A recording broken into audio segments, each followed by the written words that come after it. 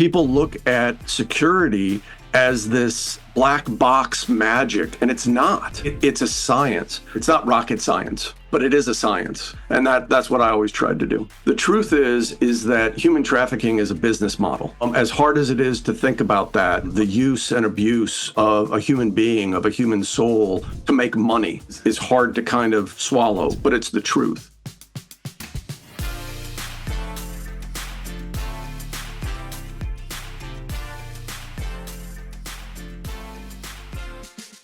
How does faith inspire global leadership, innovation, and a relentless fight against human trafficking? Well, today we're sitting down with David Niccolini, a man whose work spans 6 continents, dozens of industries, and just a profound mission to serve others through entrepreneurship and advocacy. So today on the Real Estate Syndication Show. David, welcome to the show. Honored to have you on. The more I've learned about you, the more I'm excited about just talking with you and diving into your expertise and what the Lord's done in your just business and over your career and your focus. Give the listeners and myself a little more of that story. Just kind of where the Lord's brought you over the last many years to now leadership and innovation, and in so many areas.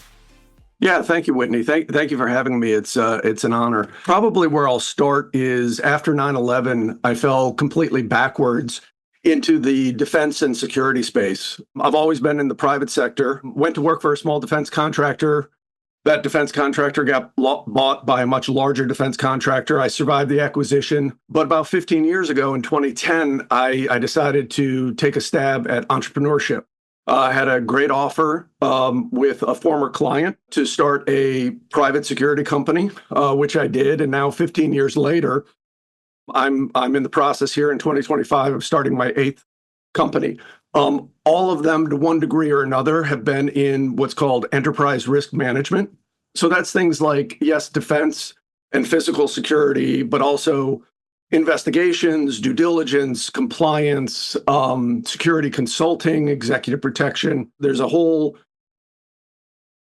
kind of industry that is all about trying to help entities, be they corporations or family offices, try to basically stay out of trouble, keep their people safe, their assets safe, their reputations and their brands safe. Along the way, in terms of kind of bringing God into it, although, in retrospect, God was always there.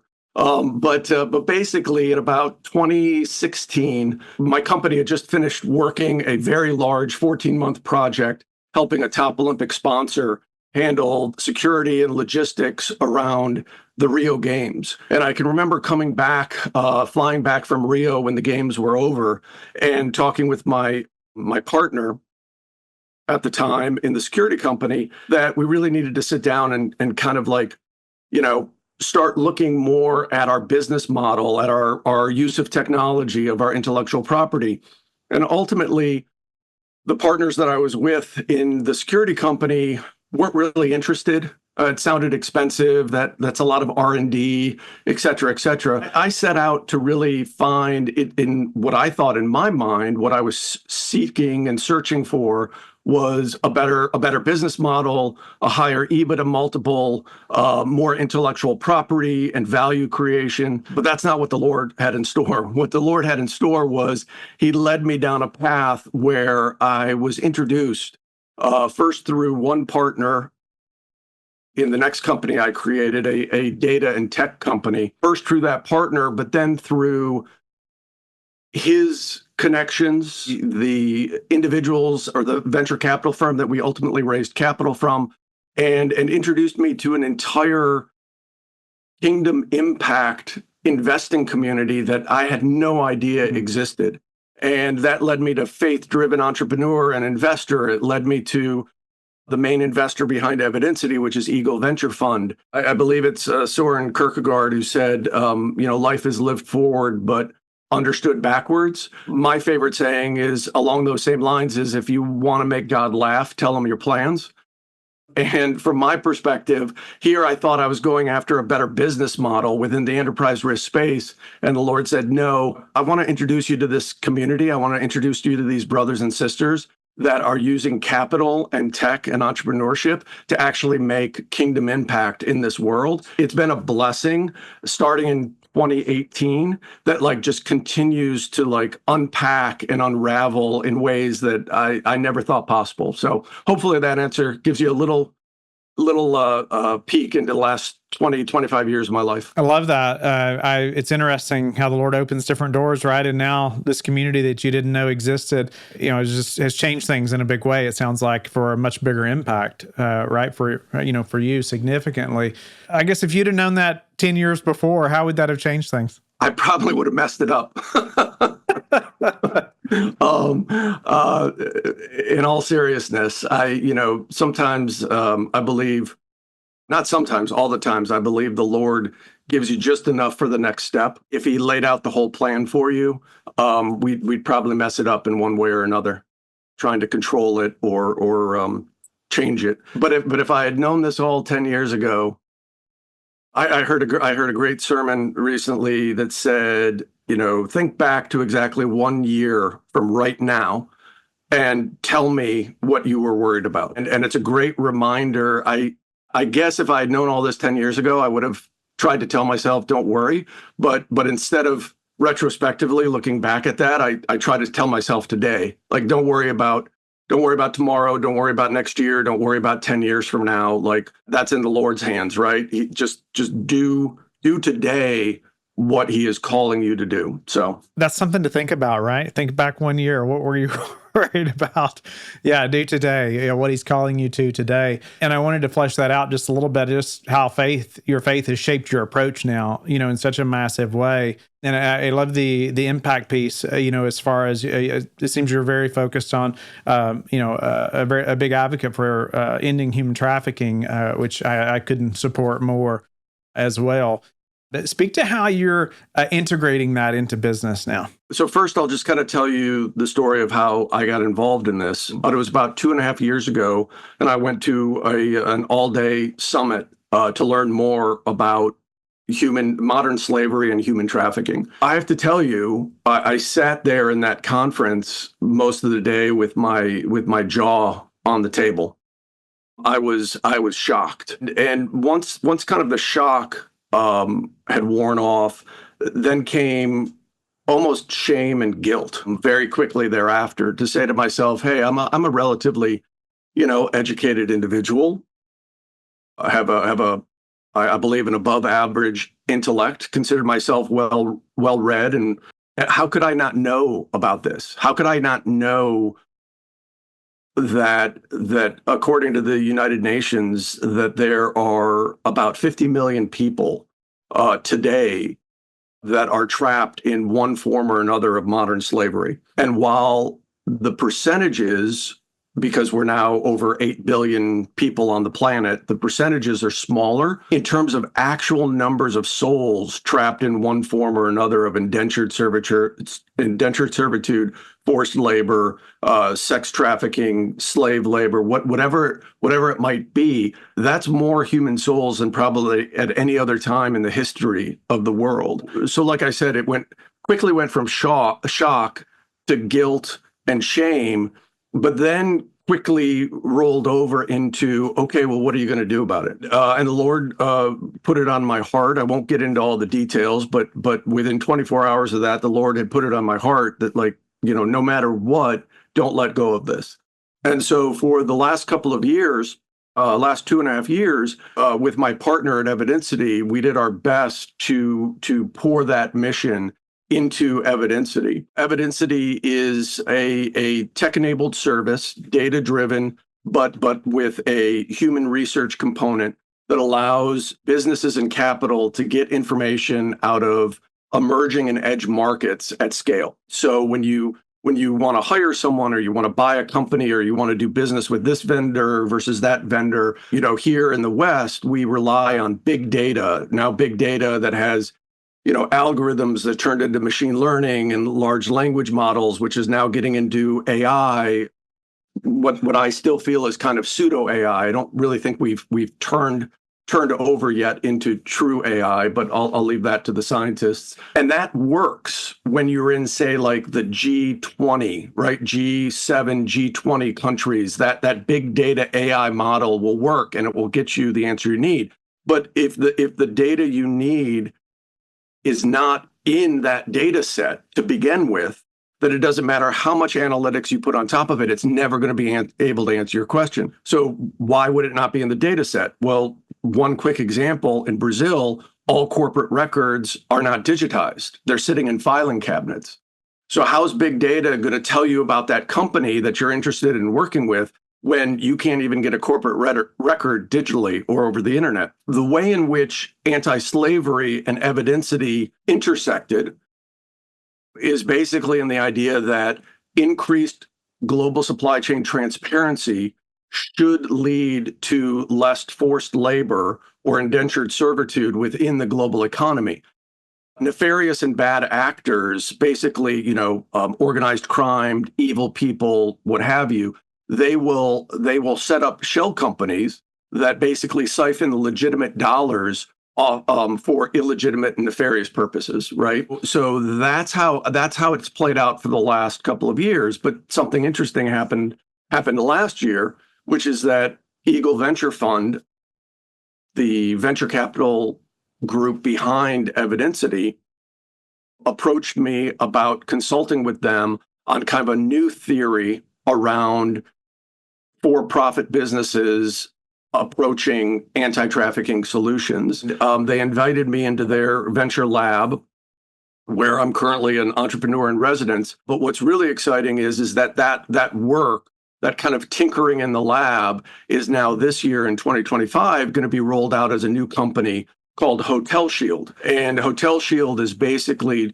trying to provide turnkey, comprehensive anti-trafficking solutions to the hospitality vertical, where we know both in sex trafficking and the movement of forced labor has a lot of touch points with hotels, motels, and other lodging solutions. And so our idea is to use data and tech in a managed service 24/7 operations center to allow for these brands, these hotel owners, and these hotel operators to actually fight human trafficking in real time and involve not only law enforcement to get the response, right, get the bad guys arrested and put away and prosecuted, but also then what do you do with the victims and get them connected to survivor care and the networks of nonprofits that work in trying to put their lives back together. Unfortunately, in sex trafficking, the recidivism rates are over 80%.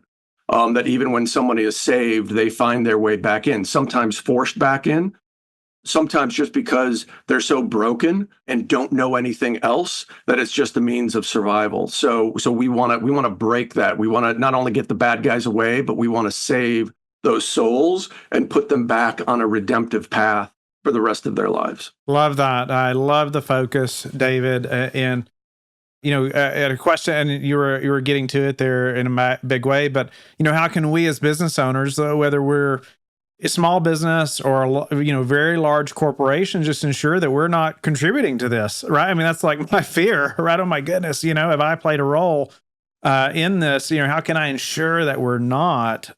In any means possible. I don't know, help as a business owner, any business owners listening, how can they ensure that, hey, we're not contributing? Thank you for the question. The first thing is just be aware, be willing to listen and learn and do some research and just be aware. I've had this conversation, but I feel that in some ways with Evidencity over the last 2.5 years, my biggest competitor has been apathy, just kind of like a check the box compliance, right? It's like, hey, I don't want to contribute to forced labor. I don't want to contribute to human trafficking, but I'm just a cog in this big wheel, right? I'm just a compliance manager at a Fortune 50 company. Like, what can I do? I don't criticize any of those people, right? We all have things to do. We all have busy lives. We're all running in a million different directions. But I would say the first thing is just educate yourself, learn as much as you can, get involved in some small way, but then be ready for the skepticism and the cynicism that says, well, there's nothing we can do. The problem's too big. I can't do anything about it. No, you can. And the more people that kind of have that heart posture shift, we will hit a critical threshold and things will change. I truly believe that. I was just sharing with David, just in case any listeners interested. There's a group called AIM, Agape International Missions. I know the CEO there personally, an amazing group that are.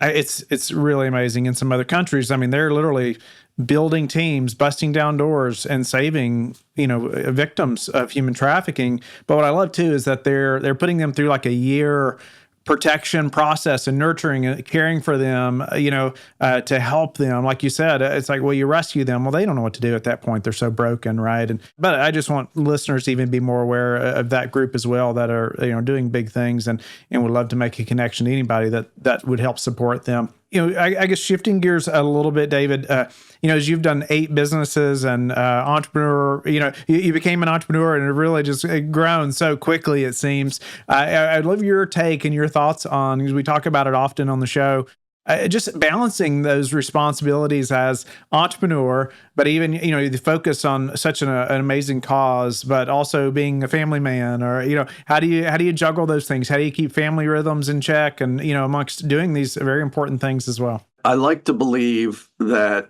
again, I started, I guess, a little over 15 years ago, and I like to believe that I'm a lot better today than I was 15 years ago.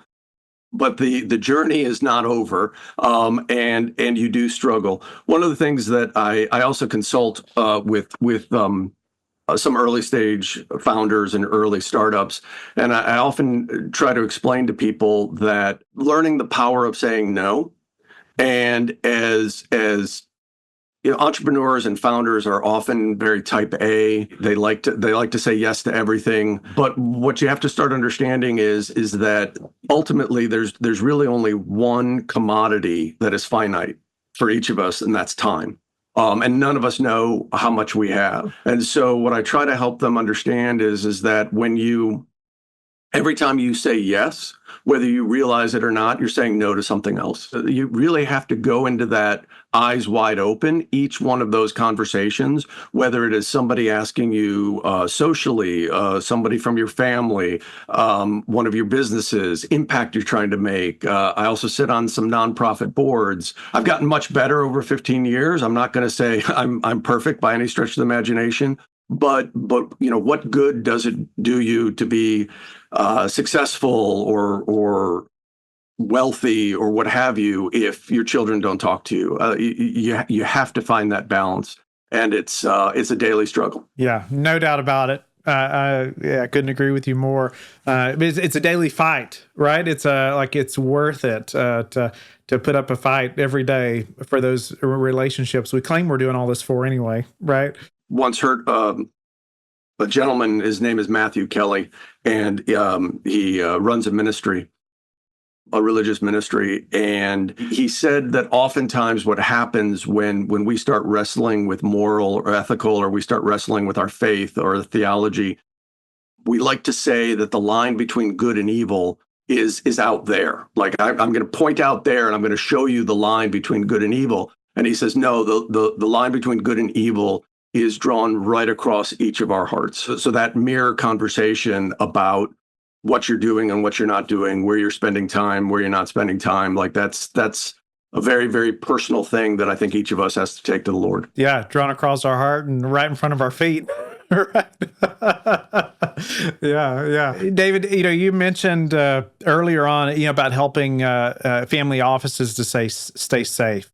And for those that are listening even now, or even some that, potentially will partner with us, I'd love for you to speak into that. Is that something you still do, by the way? Yeah. So it's interesting. The security company that I started back in 2010, I was actually invited to the founder's table by a former client. My partner, Frank, had been, your listeners probably won't know this, but there is a law enforcement agency tied to the U.S. State Department. It's called Diplomatic Security. And Frank had been in diplomatic security.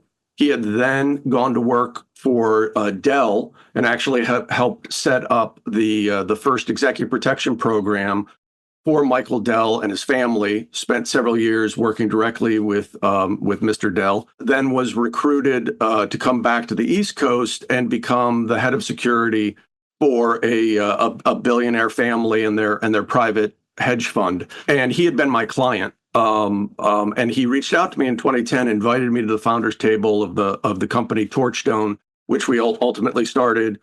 Still, that's the company that was working at the Rio Games back in 2016. They've done Olympics, a lot of special projects, worked with a lot of family offices. So yes, I'm still very, very tied to that.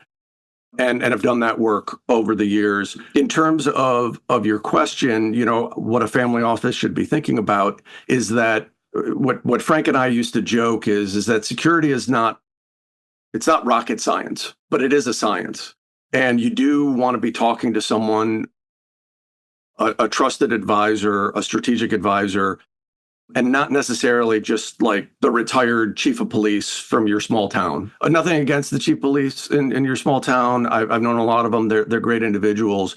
But, if you go to that individual and say, hey, I'm thinking about, a trip to South Africa. If that chief of police doesn't have a passport and has never been out of the country, might not be the person that you want to talk about, that safari trip, that business trip to South Africa, and then you're going to do a safari in the southern part of the continent, might not have a lot to add to that conversation. So again, it's not rocket science, but it is a science, and ask hard questions. If you have an advisor, you should be able to ask really hard questions, and they should be able to explain it to you without jargon and without a lot of confusion in a way that makes logical sense. And that's what I always tried to do. Maybe mention while we're on it, just a couple of the bigger mistakes or more common mistakes that you see some family offices make in regards to security. I get asked that question a lot, and I kind of have a go-to story, little vignette. Before the Lord, 100% true story. I'm not making this up at all. Years and years ago, this is back probably 2012. We worked with a family for several years, starting back in 2012. And when we went and worked with the family in our introductory meeting, a husband and wife, when we sat down and talked to them, one of the things we talked about was contractors in their employees in their family office, contractors around the house, people that had proximity to them, including even the landscaping company. While we were there sitting in their living room, the landscaping company was cutting the grass. And I remember my partner Frank just said, what about the people that are cutting your grass and have close proximity to your little children and to your house. And I remember the individual saying, no. We're very, very good judges of character. You're barking up the wrong tree. We don't need any help there. And we said, okay. And we helped them in other ways. And it was about a year later when we got a frantic call from the estate manager. And I took the call, and he was beside himself, and he said, I need 21 background checks, and I need them done today. I need the results as soon as possible. And I said, it was about 3:00 in the afternoon on a Thursday. And I was like, well, okay, first of all, that's not how background checks work. It's going to take a little bit more time than a 2-hour period. But before we even get to that, what happened? And basically what they had found out is they had someone working in their family office who had been with them for about 3 months, I think, had been doing a great job, had been recommended by someone they trusted, was doing a great job. Everything was fine. But that day, this employee had approached the principal asking for a letter of reference. And when the principal said, a letter of reference, I don't understand. Why do you need it? Are you not happy here? Are you looking for another job? What's going on? He said, no, I love it here. This is the best job I've ever had. I need it for my parole officer. And the principal said, parole? What are you on parole for? And he kind of looked at his shoes and sheepishly said, murder. And we did the background check, and he was on parole for murder. I believe in redemption and rehabilitation, but as I explained to the estate manager, you now have two problems, right? Number one, you have someone who is a convicted murderer who has access and who has been on your property for these 3 months. I said, but now you also have a potential wrongful termination suit because this was none of this was part of, there's no form where he checked and said, I am not a convicted felon, right? So you have no real cause. That's an extreme example. And I don't want to say that that happened all the time, but you would sometimes be amazed. And again, I believe it's because people look at security as this like black box magic, and it's not. It's like it's a science. Find somebody who actually understands it, that you trust, and have them explain it to you in a logical way, with no smoke and mirrors and no jargon and no, oh well, you wouldn't understand that. Just leave it to me. No, anybody can understand the science, and that is probably the best advice I could give anybody. Right under their nose, had no idea. Incredible. Yeah, that should be eye-opening, no doubt about it, to all of us, right? Especially hiring those who are going to be closest to us, right, in our families. And yeah, I was just thinking about that. When would you say, like, security for a family office, is there a certain size of the family office or net worth, or when like that is really something they should be thinking about? Sure, it depends on a couple of things. My answer today in 2025 is much different than my answer would have been in 2005. And that's because of the proliferation of available data and information in kind of our social media world. On top of that, you now have all of these incredible like AI devices that are commercially available. ChatGPT, Google's Gemini.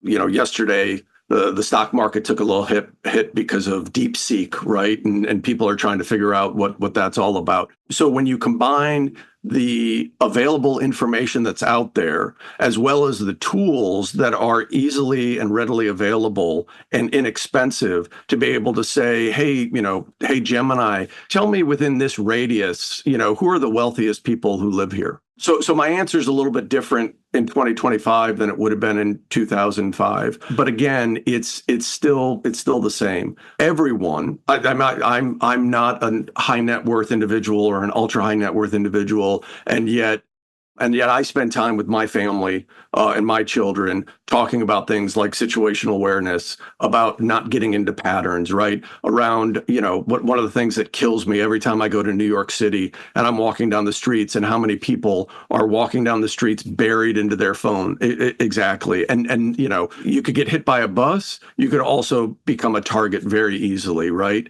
Take a turn down the wrong street, find yourself in a deserted alley, and without even realizing it. So, but I would say that one of the best indicators that people can take ownership of themselves is, if you're worried about it, then you should probably do something.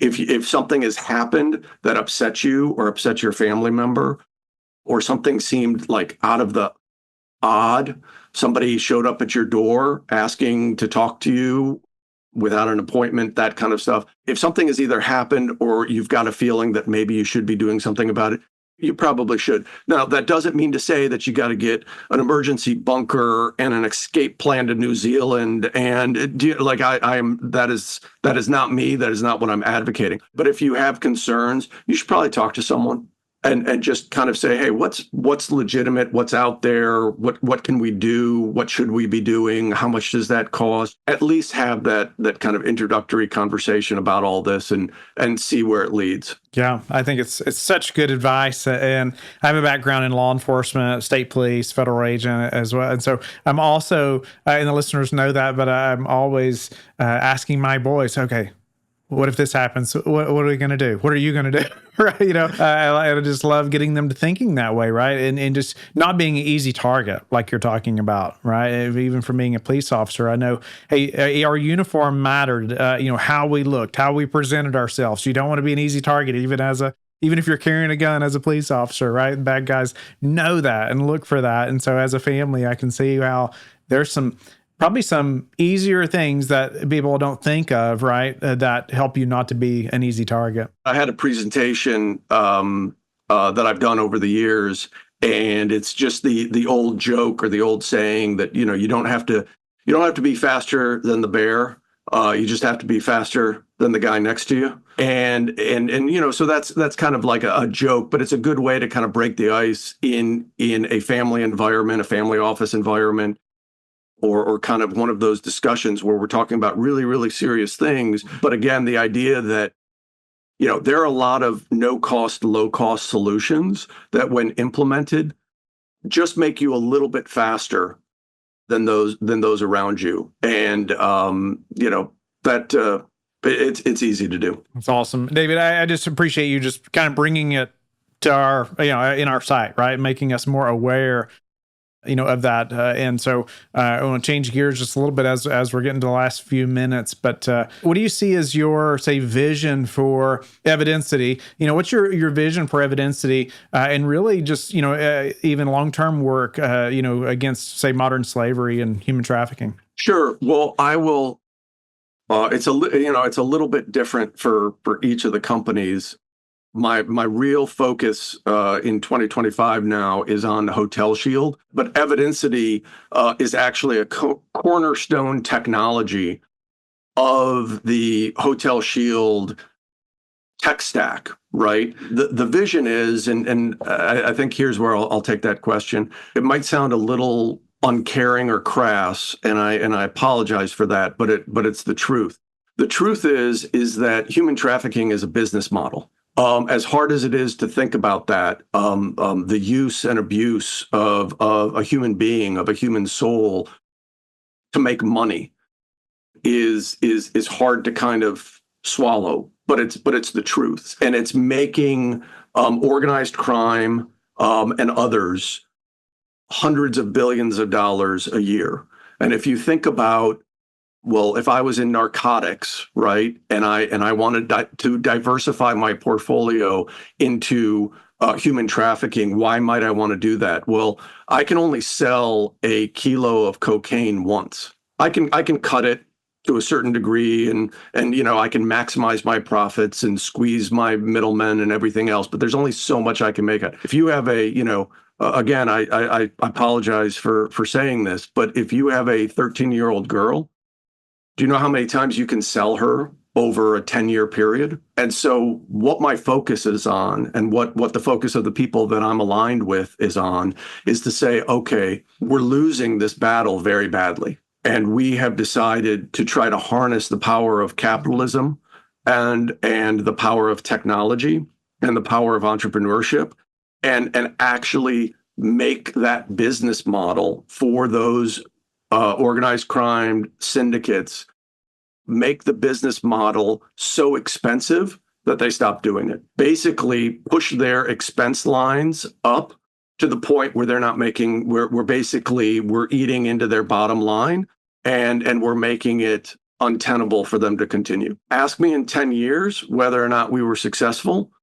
But that's the plan. That sounds very tactful, like some good strategy, because it is an unfortunate business. That's the reality. Yeah. Well, David, speak to just a few final questions again. What's your, I say, most important metrics that you track? Could be personally or professionally.